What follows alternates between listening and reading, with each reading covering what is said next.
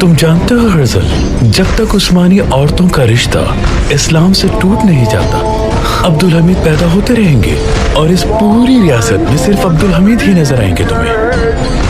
جب تک ان کا رشتہ اسلام سے ٹوٹ نہیں جاتا یہ محض خواب ہی رہے گا۔ جب تک یہ قرآن ہم ان کے ہاتھ سے نہ لے سکیں انہیں شکست نہیں دے سکیں گے۔ جب تک ہم انہیں تباہ نہیں کر دیتے دنیا میں امن و سکون نہیں آئے گا۔ رکو رکو، معافی چاہتا ہوں چاچا۔ کہاں بھاگے جا رہے ہیں آپ؟ اذان ہو گئی، مسجد جا رہے ہیں۔ تو پھر بھاگو، جلدی جاؤ، شاباش۔ ہم اس قوم کو کیسے تباہ کر سکتے ہیں جہاں بچے تک دین کے پابند ہوں؟ تو کیا وہ اپنے عقائد چھوڑ سکتے ہیں؟ کیا کہیں گے جناب ہمبر؟ پہلے ہم سلطان عبدالحمید کو پاؤں کے نیچے لے کر آئیں گے، پھر یہ بچے مسجدوں سے غافل ہو جائیں گے۔